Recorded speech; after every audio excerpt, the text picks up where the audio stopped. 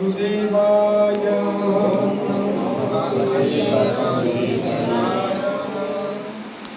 শ্রীমদ্ ভগবদ গীতা যথাযথ অধ্যায় 2 শ্লোক সংখ্যা 7। তো আজকে আমরা অধ্যয়ন করব দ্বিতীয় অধ্যায় 7 নম্বর শ্লোক। এখানে কি বলছে, আপনারা ভগবদ গীতা তো নেই আপনাদের কাছে, চেষ্টা করুন বলার আমার পিছনে পিছনে, একটু ধ্যান দিয়ে শুনবেন, চেষ্টা করবেন। কার্পণ্য দোষ পহত স্বভাব, কার্পণ্য দোষ প্রবদ স্বভাব, পৃচ্ছামি তং ধর্ম সমূঢ় চেতা, পিচ্ছামি তং ধর্ম সম্মূঢ় চেতঃ, যচ্ছ্রেয়সং নিশ্চিতং ব্রূহি তন্মে, যচ্ছেয়ং সনিশ্চিতং ব্রূহি তন্মে, শিষ্যস্তেহং স্বাধিমাং ত্বং প্রপন্যং। শিষ্যস্তেহং সাধিমাং তং প্রপন্যম। এটা হচ্ছে সংস্কৃত শব্দ। সংস্কৃত শব্দ হচ্ছে গান। সংস্কৃত শব্দ মানে গান। ভগবান ভাব কিরকম জানেন? ওনাদের কথাটাই হচ্ছে গান, ওনাদের চলাটাই হচ্ছে নৃত্য। ওই কুণ্ঠটা চলা মানে নৃত্য। সংস্কৃত শব্দ হচ্ছে একটা গান। কার্পণ্য দোষ পহত স্বভাব, পৃচ্ছামি তং ধর্ম সমূঢ় চেতা, যচ্ছ্রেয়সং নিশ্চিতং ব্রূহি তন্মে, শিষ্যস্তেহং স্বাধিমাং ত্বং প্রপন্যং। অনুবাদ তথা তাৎপর্য শিল প্রভুপাদ দ্বারা শিল প্রভুপাদ কি জানি। অনুবাদ: কার্পণ্যজনিত দুর্বলতার প্রভাবে আমি কিং কর্তব্য বিমূঢ় হয়েছি এবং আমার কর্তব্য সম্বন্ধে বিভ্রান্ত হয়েছি। কে বলছেন? অর্জুন বলছেন। অর্জুন বলছেন, এই অবস্থায় আমি তোমাকে জিজ্ঞাসা করছি, এখন কি করা আমার পক্ষে শ্রেষ্ঠ, তা আমাকে বল। এখন আমি তোমার শিষ্য এবং সর্বতভাবে তোমার শরণাগত, দয়া করে তুমি আমাকে নির্দেশ দাও। খুব সুন্দর একটা কথা অর্জুন এখানে বলছেন। ভগবান শ্রীকৃষ্ণ অর্জুনের কে হয়? বন্ধু, সখা। তা এতদিন অর্জুন ভগবান কৃষ্ণকে নিজের বন্ধু ভাবছেন, বন্ধু ভাবছেন। কিন্তু যখন যুদ্ধক্ষেত্রে ভয়ঙ্কর পরিস্থিতি এসে উপস্থিত হয়েছে, তখন অর্জুন কি করছেন? কৃষ্ণকে গুরু রূপে বরণ করছেন, গুরু রূপে বরণ করছেন। গুরু না হলে জ্ঞান পাওয়া যায় না। আমরা দেখি সামান্য এই জগতে আপনি একটি হারমোনিয়াম শিখবেন, একটি মৃদঙ্গ শিখবেন, আপনি লেখাপড়া শিখবেন, আপনি কথা বলা শিখবেন, ভালো করে কথা সবাই বলে, কিন্তু ভালো করে কথা সকলে বলতে জানে না। আমি আসছিলাম, একটা ছেলে ফোনেতে এত রাত মানে গালাগালি করছে, ও কথাটা বলছে, কেউ হয়তো ফোন ধরেছিল, সে গালাগালি করতে যাচ্ছিল, আর তাকে বলছে একটা বাজে কথা, তাকে বলছে আমি তো তখন গালাগালি করতে যাচ্ছিলাম। আমি মনে মনে ভাবলাম, এখন তুই কি করছিস? এখন তো সে গালাগালি করছিস। তো কথা অনেকে বলে, কিন্তু কথা বলতে সবাই জানে না। গুরু চাই। এই জড়জগতে কিছু শিখতে গেলে যেমন আমাদের গুরু চাই, সেরকম আধ্যাত্মিক জগতে উন্নতি করতে গেলে আমাদের গুরু চাই। এই জন্য অর্জুন ভগবানকে কি করলেন?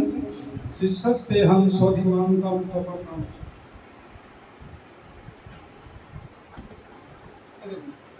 এখানে অর্জুন ভগবানকে গুরু রূপে গ্রহণ করেছে। কৃষ্ণ তুমি হচ্ছে আমার গুরু এবং আমি তোমার শিষ্য। তো যখন অর্জুন শিষ্য হলেন, তখন ভগবান শ্রীকৃষ্ণ এই ভগবদ গীতার জ্ঞান অর্জুনকে শুনিয়েছিলেন। কেন অর্জুন গুরু রূপে স্বীকার করলো না? বলছে যে এই যুদ্ধক্ষেত্রে এসে অর্জুন কিং কর্তব্য বিমূঢ় হয়েছে। মানে কি করা কর্তব্য, কি করা কর্তব্য নয়, কি করব কি না করব, কিছু বুঝে উঠতে পারছে না অর্জুন। তো একজন সহায়ক দরকার আমাকে এই দ্বন্দ্ব থেকে, দ্বন্দ্বমোহীন ভারত, এই দ্বন্দ্ব থেকে আমাকে উপরে তুলবে, সেই রকম একজন কেউ দরকার। এই জন্য ভগবান কৃষ্ণকে উনি গুরু রূপে স্বীকার করেন। তাৎপর্যের একটু লম্বা আছে, আমাদের কাছে সময় কম। আপনারা বাড়িতে যদি গীতা থাকে আপনারা পড়বেন তাৎপর্যটা। প্রকৃতির প্রভাবে জড়জাগতিক কর্মচক্রের দ্বারা মহাচ্ছন্ন সকলেই হতবুদ্ধি হয়ে পড়ে, সকলেই হতবুদ্ধি হয়ে পড়ে। জীবনের প্রতিটি পদক্ষেপে আমরা এই কিংকর্তব্য বিমূঢ়তা অনুভব করি। প্রত্যেকটা পদক্ষেপে কি করবো কি না করবো অনেক সময় আমরা বুঝে উঠতে পারি না। হরি বল, হরি বল। তাই আমাদের সত্যদ্রষ্টা সদ্গুরুর শরণ নিতে হয়, সদ্গুরুর শরণ নিতে হয়। এবং তিনি আমাদের জীবনের প্রকৃত উদ্দেশ্য সাধন করবার পথে পরিচালিত করেন। আমাদের জীবনের প্রকৃত উদ্দেশ্য কি সেদিকে আমাদের নিয়ে যেতে উনি সাহায্য করেন। আমাদের অনাকাঙ্ক্ষিত জীবনের জটিল সমস্যাগুলি থেকে পরিত্রাণ পাওয়ার জন্য সদ্গুরুর শরণাগত হওয়ার উপদেশ সমস্ত বৈদিক শাস্ত্রে দেওয়া হয়েছে। আমাদের এই জীবনের জটিল সমস্যা থেকে বেরিয়ে আসার জন্য সদ্গুরুর শরণে যেতে হবে, সমস্ত বৈদিক শাস্ত্রে বলা হয়েছে। জড়জাগতিক ক্লেশ হচ্ছে দাবানলের মতো, যে আপনা থেকেই জ্বলে ওঠে, এই আগুন কেউ লাগায়। এই জড় জীবনটা, এই জড় জগৎ থেকে কামাগ্নি, ক্ষুধাগ্নি, লোভাগ্নি আগুন জ্বলছে সবসময়। এই আগুন কেউ লাগায় না, আপনা যেটা এই সংসার নিয়ম। এই আগুন থেকে বাঁচার জন্য আমাদের কোন পথে যেতে হবে, সেই রাস্তা আমাদের সদ্গুরু দেখিয়ে দেবে। যাই হোক, তাৎপর্যটা লম্বা আছে, আমি বলছি না, আপনারা বাড়িতে করে নেবেন। তো এখানে বলা হচ্ছে যে আমরা গুরু কেন গ্রহণ করবো। অনেক যারা বুদ্ধিমান ব্যক্তি আছে তারা প্রথমত প্রশ্ন করবে যে গুরু আমরা কেন গ্রহণ করবো এবং প্রকৃত সদ্গুরুকে, গুরু সম্বন্ধে আমাদের কোনো ধারণা নেই। আমরা দেখি রাস্তায় অনেকে কেউ ম্যাজিক দেখাচ্ছে, তাকে আমরা গুরু ভেবে নিই।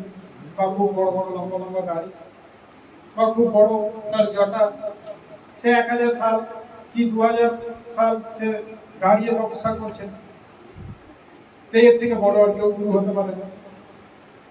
কেউ খুব গেরুয়া বস্ত্র পরে ঘুরে বেড়াচ্ছে, তিনি হচ্ছেন গুরু। আমাদের কোনো ধারণা নেই গুরু সম্বন্ধে, তাকে গুরু রূপে স্বীকার করা উচিত। বাস্তবে সব গুরু কি, এই সম্বন্ধে আমাদের কোনো ধারণা নেই। কেউ একজন ম্যাজিক দেখায় রাস্তায়, তাকে আমরা গুরু ভেবে নিই। গুরু কেন গ্রহণ করতে হবে না, আমরা যারা এই জন্ম মৃত্যুর চক্করে ফেঁসে আছি, আমাদের জীবনের 4টি সমস্যা ভগবান গীতায় ভগবান বলছেন।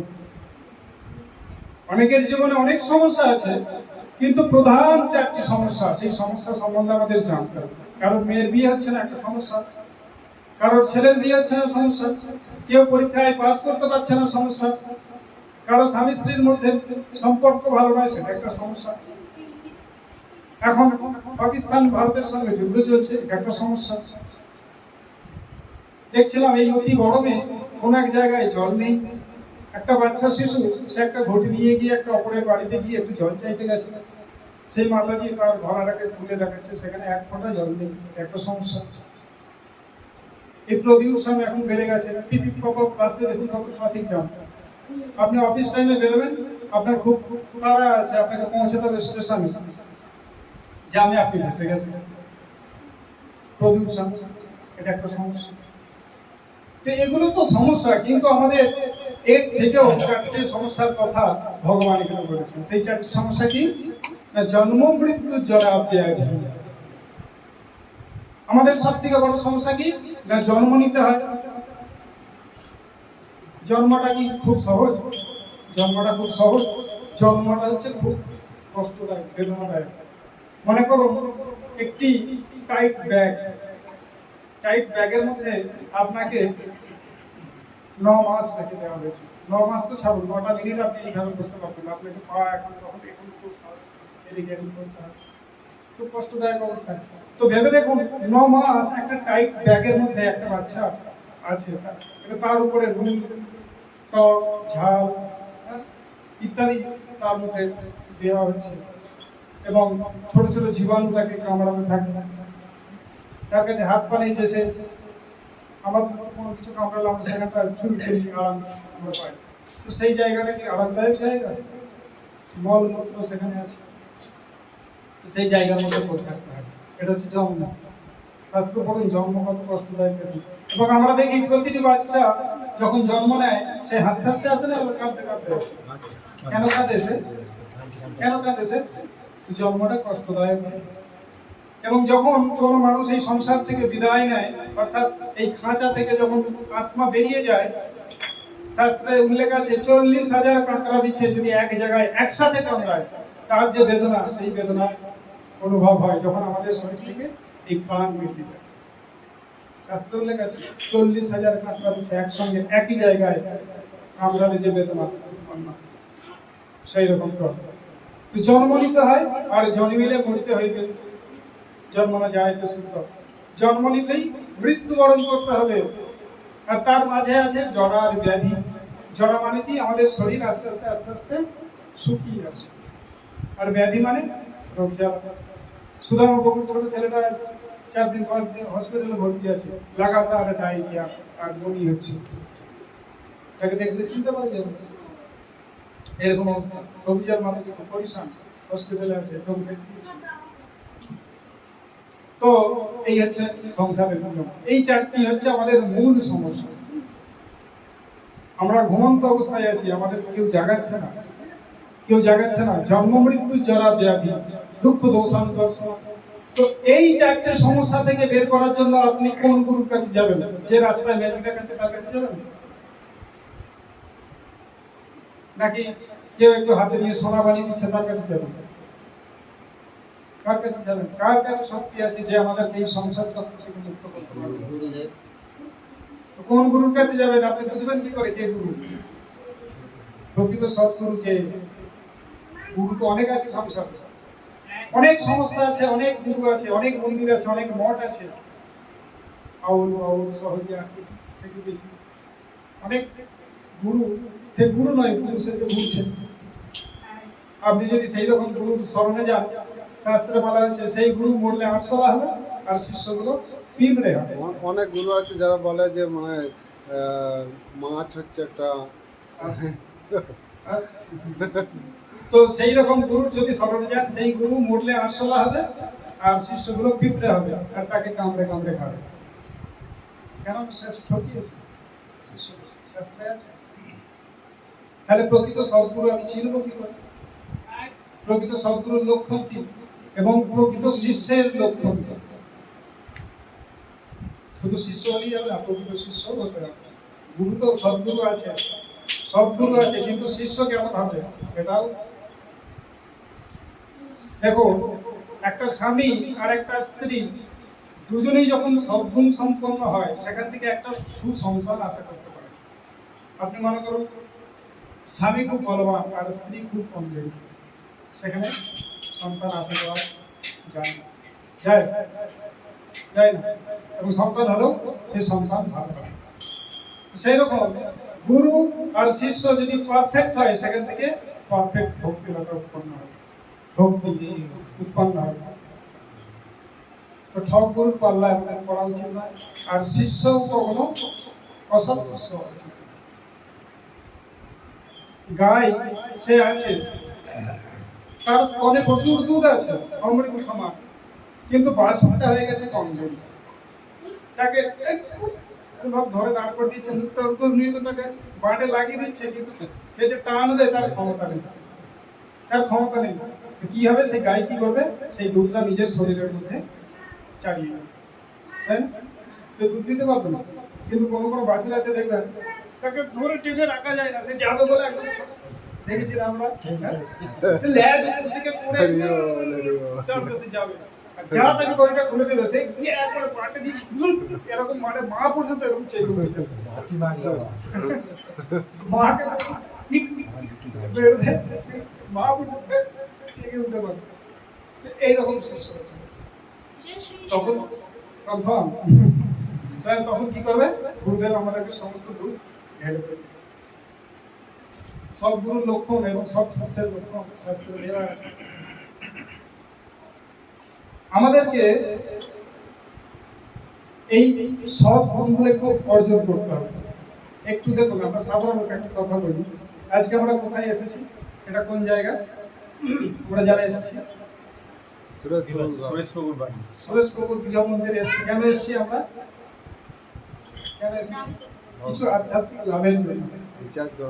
হ্যাঁ, তো দেখুন বাচ্চারা স্কুলে যায়, তাদেরকে স্কুলে একটা নিয়ম আছে, তাদেরকে ইউনিফর্ম তাদের লাগানো হয়, আই কার্ড দেওয়া হয়, তাদের একটা পায়ে বুট বোঝা ইত্যাদি পড়ানো হয়। এই দেখুন কিছু কিছু ভক্ত বেশি এসছে, এটা কত সুন্দর লাগে না? আর আপনারা দেখুন বিদেশি আমেরিকার প্যান্ট শার্ট পরেছেন, এমনকি গলাটা পিলাও করে, আমরা স্কুলে আসছি, একে বলা হয় সৎ শিষ্য। সৎ শিষ্য, আমরা তো যাচ্ছি একটা সৎ সঙ্গে, তো তার একটা ইউনিফর্ম আছে, সেখানকার একটা পরিবেশ আছে, তো সেই পরিবেশের মধ্যে নিজেদেরকে তৈরি করতে হয়, তাই না? আনন্দ পাবে। আমাদের বাঙালিদের তো বাস্তবে এটা গর্বের বিষয়, সপ্তাহে একদিন ধুতি কুর্তা ফুলাকে একদম লাগিয়ে কণ্ঠিমালা লাগিয়ে জপমালা নিয়ে হরে কৃষ্ণ কৃষ্ণ কৃষ্ণ হরে হরে, হরে রাম রাম রাম হরে হরে। এই দেখুন ভক্ত, ভক্ত নয়, বিড়ি সিগারেট মদ গাঁজা কিনা ছিল না, সব কিছু পরিত্যাগ করে দিয়েছেন, কারণ শুদ্ধ ভক্ত।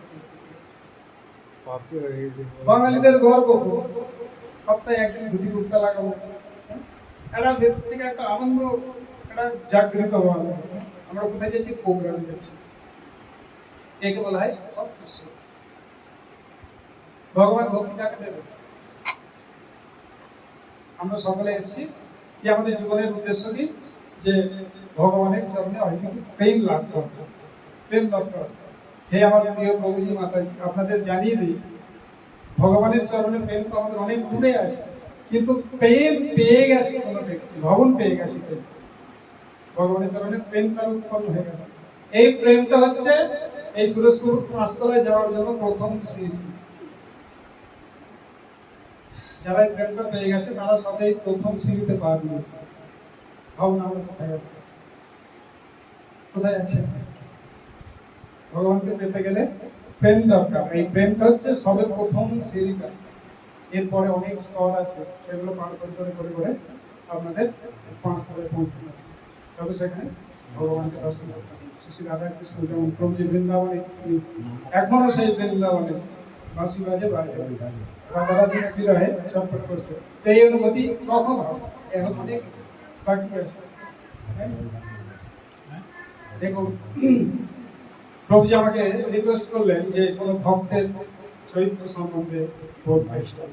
তো আমাদের কাছে ভক্ত বলতে এখনকার সময়ে সব থেকে মহান চরিত্র ভেসে আসে অভয়চরণ অরবিন্দ ভক্তি বেদান্ত স্বামী ছিল প্রভুপাদের, যার কৃপাতে আজকে পুরো বিশ্বে মানুষ এই হরিনাম সংকীর্তনের সুযোগ পেয়েছে এবং এক ছত্র ছায়ায় এসে তারা এই হরিনাম করে নিজেদের জীবনকে সফল করে তুলছে। এই ছিল প্রভুপাদ, উনি আর কেউ নন, উনি আমাদের পশ্চিম বাংলা কলকাতা শহরের একজন ধনাঢ্য পরিবারের একজন ব্যক্তি। ওনার নাম ছিল আগে অভয়চরণ দে, অভয়চরণ দে। ওনার পিতার নাম ছিল গৌরমোহন দে। তো শিল প্রভুপাদজি একবার একটা বন্ধু ছিল, তার নাম ছিল নরেন্দ্র। নরেন্দ্র শিল প্রভুপাদজিকে বলে 1922 সালের কথা, যে একটা মহারাজ এসছে, চলো আমরা গিয়ে সাক্ষাৎ করে আসি। সেই মহারাজ আর কেউ নয়, ওই দেখুন পিছনে ছবি লাগে, ভক্তি সিদ্ধান্ত সরস্বতী গোস্বামী প্রভুপাদ। উনি কলকাতায় উনি প্রবচন দিতে এসেছিলেন এবং নরেন বলে প্রভুপাদকে, চলো একজন খুব নামি দামি সন্ন্যাসী এসছেন, ওনার ক্লাস আছে, আমরা গিয়ে শুনি। প্রভুপাদ বলছে, হ্যাঁ, বাড়িতে ওনার ছেলেবেলা থেকে ওনার বাড়িতে এরকম সাধু ভক্তরা আসা যাওয়া করতো, এবং ওনার বাবা ভক্ত ছিলেন, প্রায় সাধু ভক্তরা আসতো, অনেক সব ভক্তরাও আসতো, মহারাজরাও আসতো। প্রভুপাদ বলে, হ্যাঁ, ভক্ত সবাই ওই রকম, তোমার আর যাওয়ার দরকার নেই। নরেন বলে, না না, এই মহারাজ বিশেষ মহারাজ, চলো একবার যাবো। তো প্রভুপাদজিকে নিয়ে যায়। তো দূর থেকে উনি ব্যাসাসনে বসে আছেন, লেকচার দিচ্ছেন। তো দূর থেকে ওরা দুজন এসে প্রণাম করেছে। প্রণাম করার সাথে সাথে ভক্তি সিদ্ধান্ত সরস্বতী ঠাকুর প্রভুপাদকে বলে যে, তোমাদের মতো এই যুব যারা আছো এবং শিক্ষিত যারা আছো, তোমাদের উচিত আমাদের এই গীতা ভাগবতের শিক্ষাকে, এই চৈতন্য মহাপ্রভুর শিক্ষাকে পুরো বিশ্বে প্রচার করে। তখন আমাদের দেশ পরাধীন। আপনারা যেমন এই অনায়াসে বসে সন্ধ্যাবেলা ভজন কীর্তন করছেন, তখন এরকম ভাবে হতো না, ইংরেজদের শাসন চলছে তখন। তখন সকলের পকেটে, এখন যেমন মোবাইল আছে, তখন বেশিরভাগ যুবক যারা ছিল তাদের পকেটে গান থাকতো, বন্দুক থাকতো। তখন খুব সহজে আপনি অভিনয় করতে পারবেন না।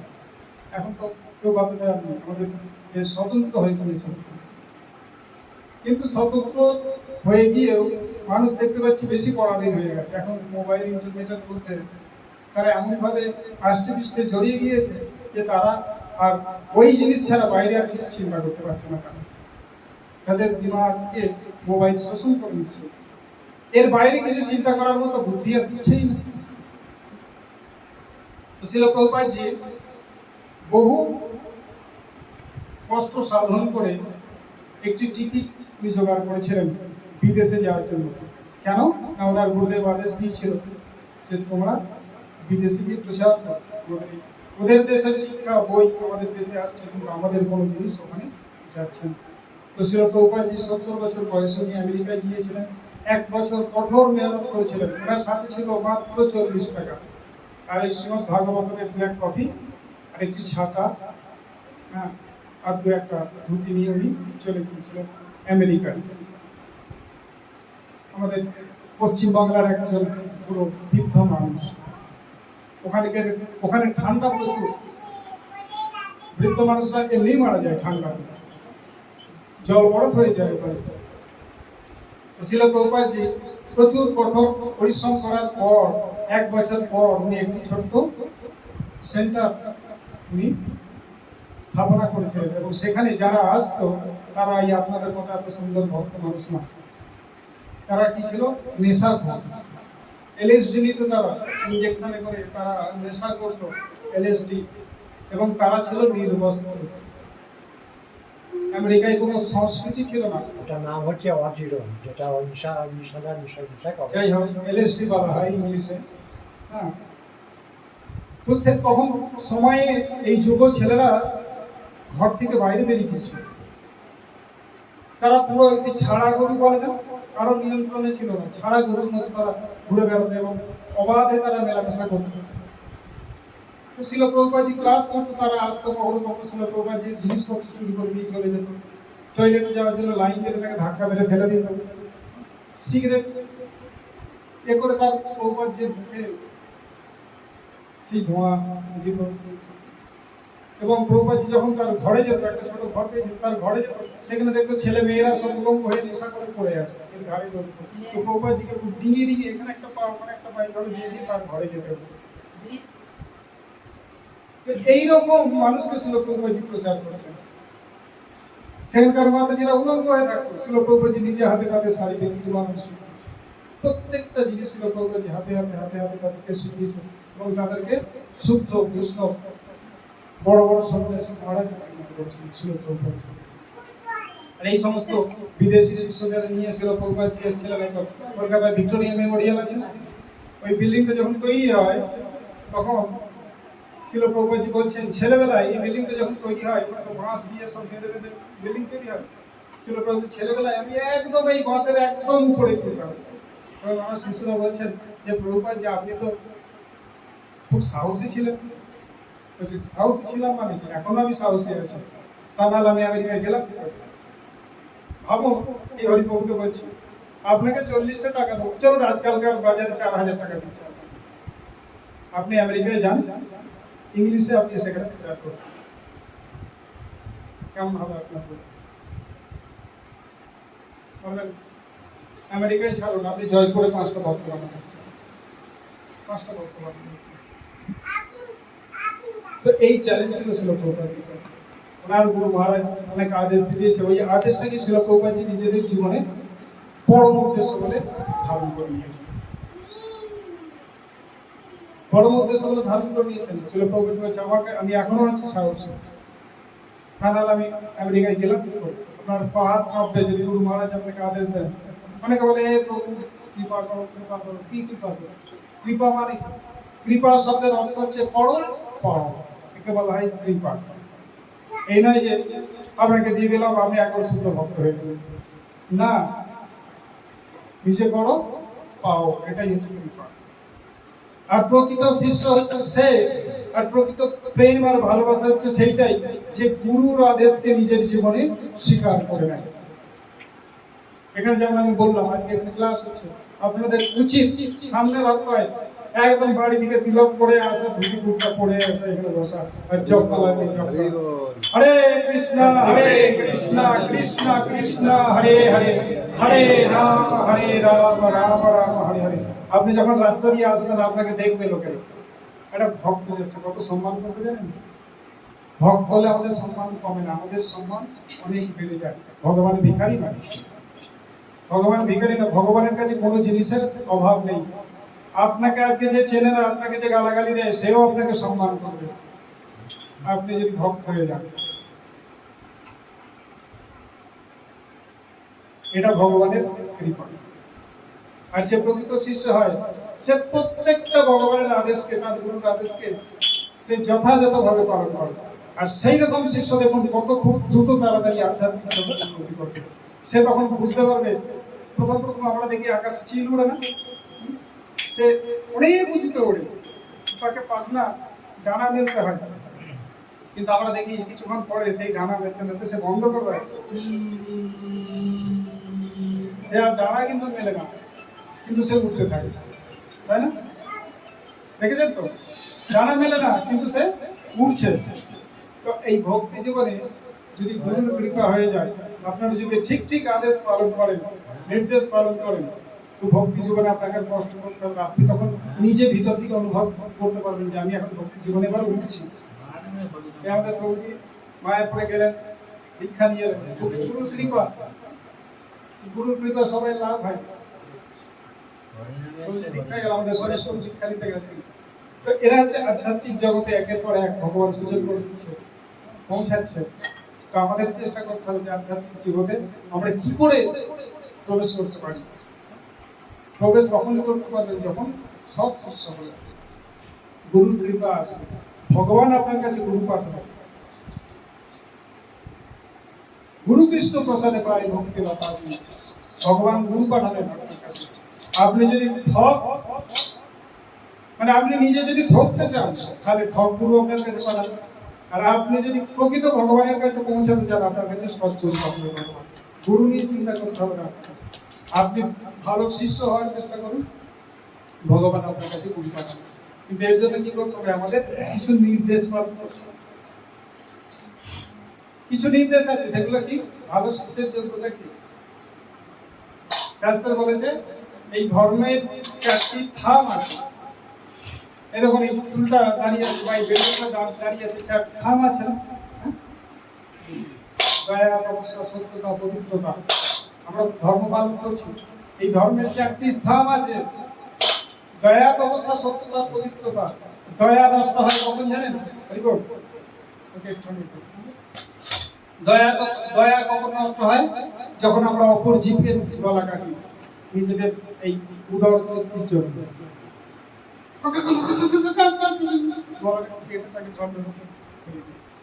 জীবকে হত্যা করে দেবো, কিসের জন্য? আমাদের এই জীবের সন্তুষ্টির জন্য।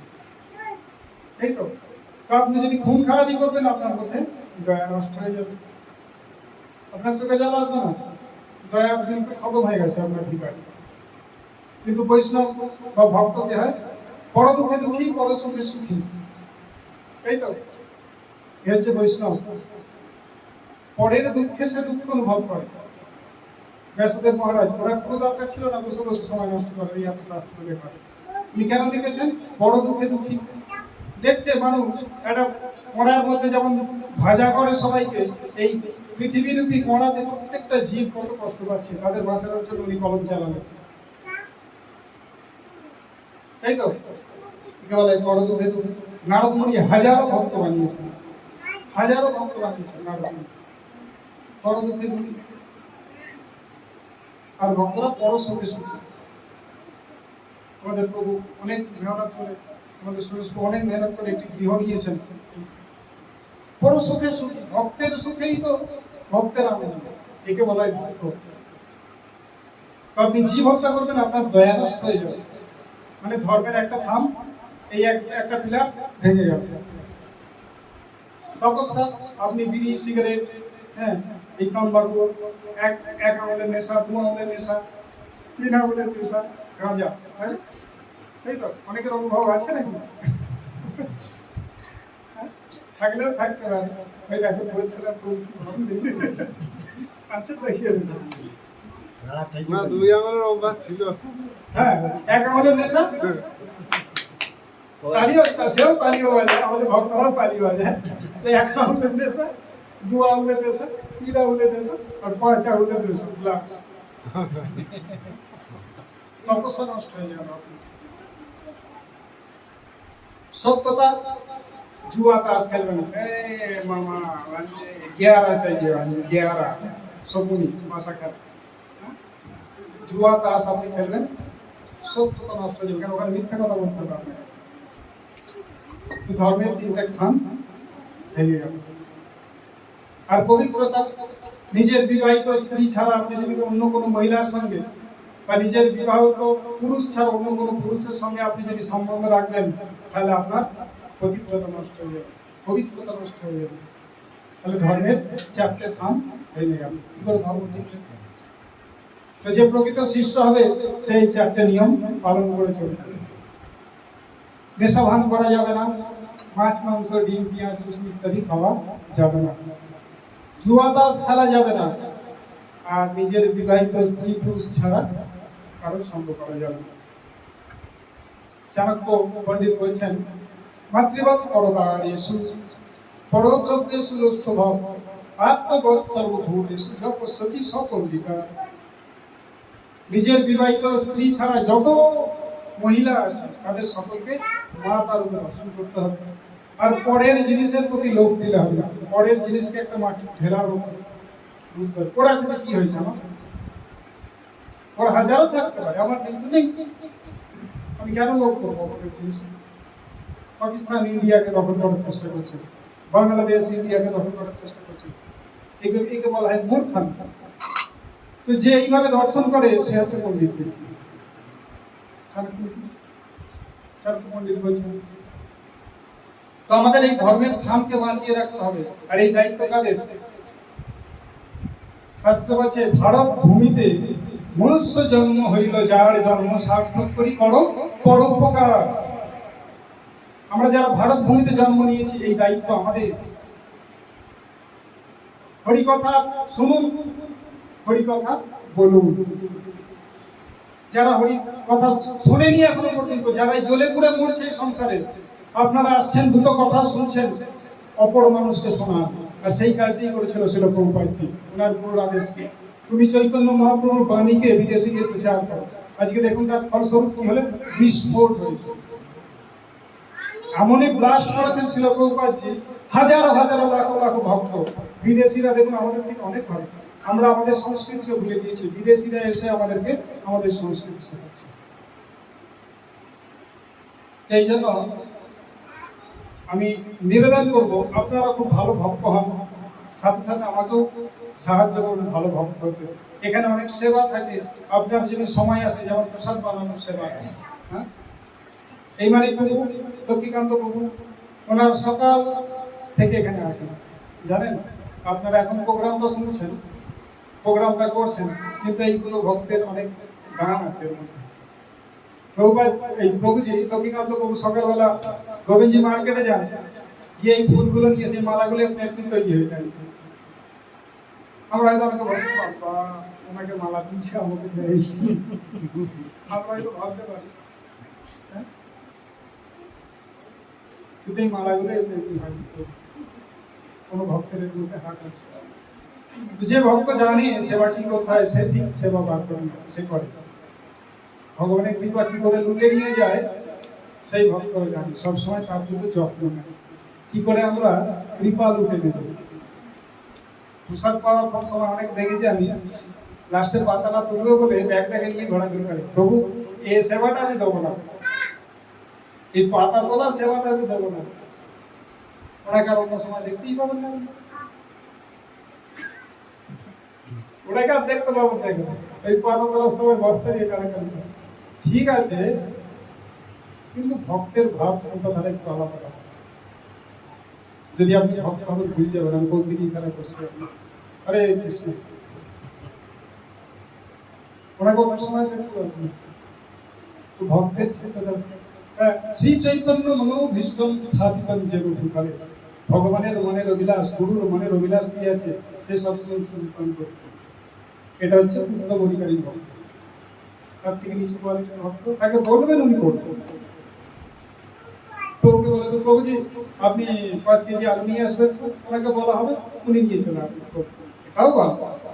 কিন্তু উত্তম অধিকারী ভক্ত তাকে বলতে হবে না, সে করবে না। কেউ হয়তো ওই সেবাটা করতে খুব পছন্দ করে, কেউ ওই সেবাটা করতে খুব পছন্দ করে, আমারও ভালো লাগে ওই সেবাটা করতে, কিন্তু আমি নিজে জেনে শুনে সেই সেবা থেকে একটু পিছনে আসবো ওই ভক্তের কাজ করবো। এটা হচ্ছে উত্তম অধিকারী ভক্তের গুণ। ও করুক, ও করুক, আজকে এই সেবাটা ও করুক, ও করলে আমি খুব খুশি। কেন খুশি হবো? ভগবান ওদের কৃপা করবে, ও ভগবান ধানে যাবে। আমি যদি করি তাহলে সে আর ভগবানের ধানে যেতে পারবো না, ভগবান কৃপা সে পেল না, বুঝে মুখে আগে ঠিক হবে। দেখুন একটা ছোট্ট একটা গল্প বলে শেষ করব।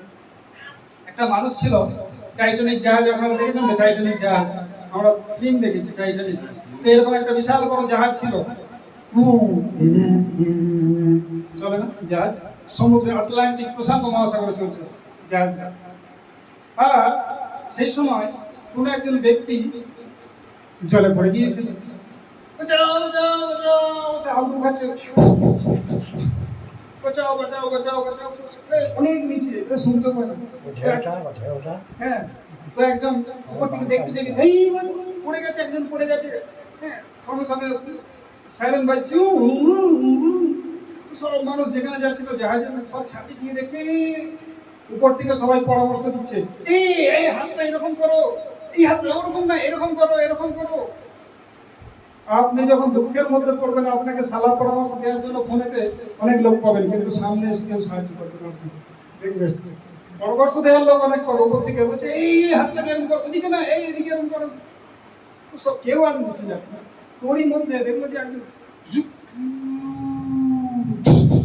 নিচে পড়ে যায় একটা লোক, আর উপর থেকে তখন দড়ি ঘড়ি জোগাড় করে নিচে ফেলেছে। তো সেই তারা দুজনে উপরে উঠেছে, উপরে উঠে আসতেই তো একদম পুরো একদম ফুলের মালা টালা এইভাবে তাকে দিয়ে একদম জায়গা, হ্যাঁ, বিবিসি নিউজ, হ্যাঁ, আর সব নিউজ যত আছে চ্যানেল, এই আপনি মহান, আপনার জয় হোক, আপনি একটা মানুষকে বাঁচিয়ে নিয়ে এলেন, এই হ্যাঁ, তার পুরো একদম নিউজ ওয়ালাদেরকে নিয়ে ক্যামেরা ইত্যাদি করে তো বিশাল ব্যাপারটা। বলছে ঠিক, এইসব তো ঠিক আছে, কিন্তু আমাকে প্রথমে বলুন আমাকে ধাক্কা কে দিয়েছিল। হরি বল, হরি বল। ঠিক আছে, আমাকে ধাক্কা কে দিয়েছিল, আমাকে আগে বলুন, তারপর আমি এসেছি। তো আমাদের এই সংসারে ধাক্কা দেওয়ার মতো একজন চলছে, তাহলে আমরা ভালো ভক্ত হতে পারবো। তো অপরকে সুযোগ করে দিতে হবে সেবা, সে যাক বৈকুণ্ঠে, আমি না এখানে রইলাম করতে, কি আছে, সে যাক। এটা হচ্ছে বৈষ্ণবের চিন্তা, এটা হচ্ছে ভালো ভক্তির চিন্তা। যে এখানে প্রোগ্রামটা হয়, আমাদের তো নিশ্চয়ই প্রভৃতিরা চলে এসেছে, আমাদেরকে সকাল করে যাওয়া উচিত। এখানে অনেক সেবা থাকে, ফুলের মালা গাঁথা, এই প্রসাদ ইত্যাদি, বা ভক্তদেরকে ফোন করে জিজ্ঞেস করি যে প্রভু আজ এই প্রোগ্রামে কি ব্যাপার ইত্যাদি, এগুলো ভালো ভক্তের চিন্তা। এইভাবে যখন আপনি চিন্তা করতে থাকবেন ভগবান আপনাকে বুদ্ধি দেবে। তাই ভগবান বলছেন দদামি বুদ্ধি যোগম তম যেন মামুপয়ান্তে, আমি তাকে বুদ্ধি দান করি যাতে সে আমার কাছে আসতে পারে। তো অর্জুন বলছে এখন তো আমি যুদ্ধ করবো, কি করে যুদ্ধ করবো, আমি তীর চালাচ্ছি করছি, আমি কি করে স্মরণ করবো, তুমি আমাকে স্মরণ করতে করতে যুদ্ধ করো। তো আমরা যাই করি, আমরা স্মরণ করবো যে সপ্তাহে একটা দিন প্রোগ্রাম হয়, তাহলে আমাকে কি করতে হবে, এই প্রোগ্রামে সামনের হপ্তাহের প্রোগ্রামে আমাকে কি করতে হবে, আমি কি সেবা করবো, এইরকম আপনি চিন্তা যখন করতে থাকবেন একে বলা হয় কৃষ্ণ চেতনা। এটাই হচ্ছে কৃষ্ণ ভাবনা। ভক্তদের সম্বন্ধে আপনি চিন্তা করছেন, প্রোগ্রাম সম্বন্ধে আপনি চিন্তা করছেন, আপনার ভেতরে যত অনর্থ আছে এগুলো আস্তে আস্তে পুরো নষ্ট হবে। আর তখন যখন হরিনাম করবেন এত আনন্দ পাবেন ভেতর থেকে, ওই আনন্দ বলে বোঝানো যায় না, নিজে অনুভব করতে পারবেন। চেষ্টা করবেন। আরে কারোর যদি কোনো মনে কষ্ট লেগে থাকে, দুঃখ দিয়ে থাকে, হ্যাঁ, নিজে গুণে ক্ষমা করবেন, সময় খুব কম। হরে কৃষ্ণ কৃষ্ণ কৃষ্ণ হরে হরে, হরে রাম রাম রাম হরে হরে। এই ভগবত গীতার দ্বিতীয় অধ্যায়ের সপ্তম শ্লোক আপনারা তাৎপর্য বাড়িতে পড়তে পারেন। যদি গীতা না থাকে আপনারা অবশ্যই গীতা নিন, এখানে হয়তো গীতা আছে কিনা জানি না, নেওয়ার চেষ্টা করবেন। আর সময়ে আসুন, কিছু না কিছু সেবার দায়িত্ব নিন। দেখুন আমাদের কথা শিল প্রভুপাদ কি জয়। আপনারা আসছেন, অনেক ধন্যবাদ। আরে আমাদের সেবার সুযোগ দিন। আরে हरि बोल। प्रभु जी